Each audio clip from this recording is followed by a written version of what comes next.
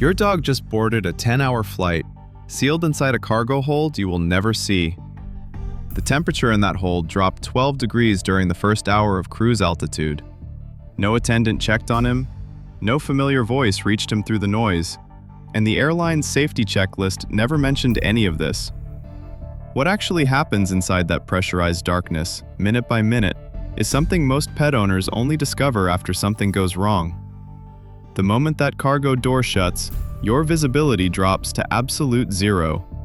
No app, no camera, no crew member assigned to watch. You're somewhere above the clouds ordering a drink, and your dog is already in a world that bears no resemblance to anything he's ever experienced. Think about the last time you were in a space that was loud, cold, and completely stripped of anything familiar to you. Now imagine you had no framework for understanding why that was happening, or when it would stop. The hold itself, its pressure, its temperature, its relentless mechanical roar, is the next thing you need to understand. That space beneath your feet at cruising altitude isn't quite the same world you're sitting in. The cabin you're breathing in is pressurized to the equivalent of roughly 8,000 feet above sea level, and the cargo hold matches that exactly. So your pet isn't suffocating, but they're breathing thinner air than they've ever encountered on the ground. What airlines don't lead with is that temperature control down there is a different story entirely. The hold is heated, but it's heated passively, meaning it borrows warmth from the aircraft's systems rather than maintaining a precise monitored climate. On a cold weather route, temperatures in that compartment can swing between 40 and 65 degrees Fahrenheit within a single flight. And the noise? That's the condition almost nobody talks about. Jet engines at cruising altitude generate somewhere around 85 decibels inside the hold, roughly the same as standing next to a running lawnmower for 10 straight hours. Your dog can't cover their ears, can't ask what that sound is, and has no way to understand it will ever stop. That's not a minor inconvenience. That's sustained sensory assault, and it's the baseline before anything goes wrong. The moment those engines spool up, your dog's body treats it as a predator attack. Heart rate doubles inside the first 30 seconds, cortisol floods the bloodstream, and every muscle tightens for a threat that never resolves. There's no predator to run from, no handler to look at, and no signal that this noise is ever going to stop. The panting starts almost immediately, not from heat, but because the nervous system is burning through oxygen. Then the plane lifts, and the pressure shift hits the inner ear like a sudden altitude change on a mountain road. Except your dog has no idea what a mountain road is. Disorientation compounds the fear, and the cortisol that was already spiking climbs higher. By the time the aircraft levels at cruise altitude, a dog in that hold has been in a full stress response for roughly 20 unbroken minutes. That's not a rough patch. That's the beginning of a 10-hour physiological marathon. The temperature drop you heard about in the last section doesn't arrive as a single event. It layers onto a body that's already exhausted from the climb. So when someone asks whether sedation might take the edge off, the answer is more complicated than most vets are willing to say in a waiting room. So you decide to give your dog something to calm the nerves, a sedative, maybe prescribed, maybe borrowed from a friend. That instinct feels kind, but it's one of the most dangerous decisions you can make before a flight. Sedatives suppress the cardiovascular system, and at cruising altitude, where cabin pressure is already reduced, that suppression hits harder than it does on the ground. Your dog's heart and lungs are working overtime just to manage the stress of the hold, and then you've chemically told them to slow down. Most owners picture a drowsy, peaceful animal drifting through the journey.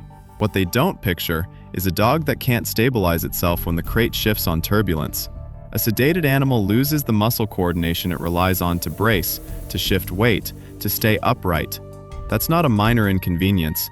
That's a direct injury risk every time the cargo pallet moves.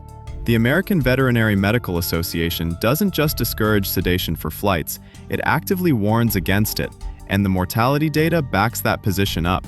So if sedation makes things worse, what does that mean for dogs whose bodies are already working against them before the plane even leaves the gate? Now layer one more variable onto everything your pet is already enduring, and for some dogs, it becomes genuinely life-threatening.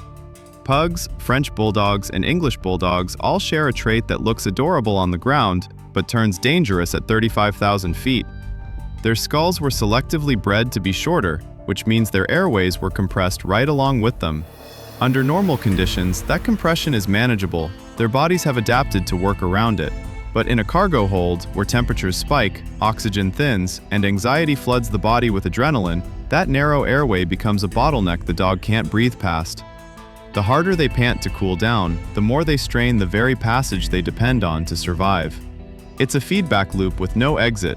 Heat triggers panting, panting triggers swelling, swelling triggers more heat. Airlines have actually banned several of these breeds outright on certain routes, which tells you everything about how confident they are in their own cargo conditions.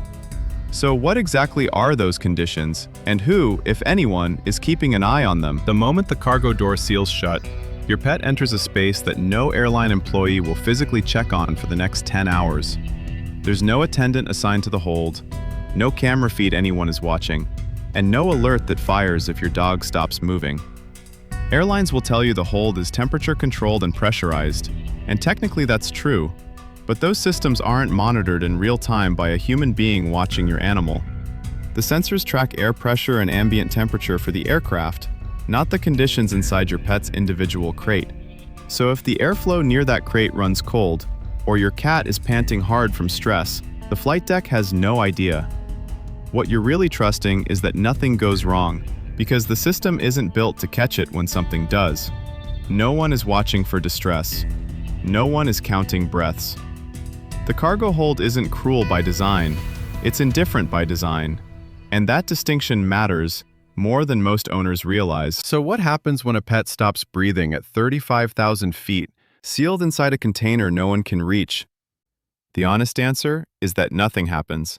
Not immediately, not mid-flight, sometimes not until a baggage handler opens a crate on the tarmac. Diverting a commercial aircraft for a cargo animal is so rare it barely registers in airline incident records. The crew above you has no camera feed, no vital signs, and no protocol that puts your dog's distress on the same priority list as a hydraulic warning. If your cat is in respiratory failure somewhere beneath the cabin floor, the flight continues on schedule. That's not negligence by any one person. It's a system designed around cargo, not creatures. The math is brutal. A diversion costs an airline hundreds of thousands of dollars, and a pet in the hold has no legal standing to demand one.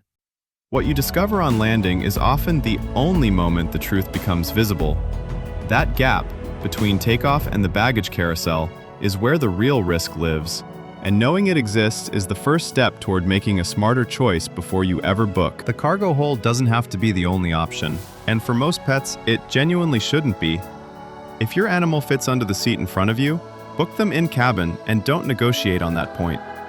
For larger animals, research which airlines actually publish their cargo temperature controls and incident reports, because most won't volunteer that information.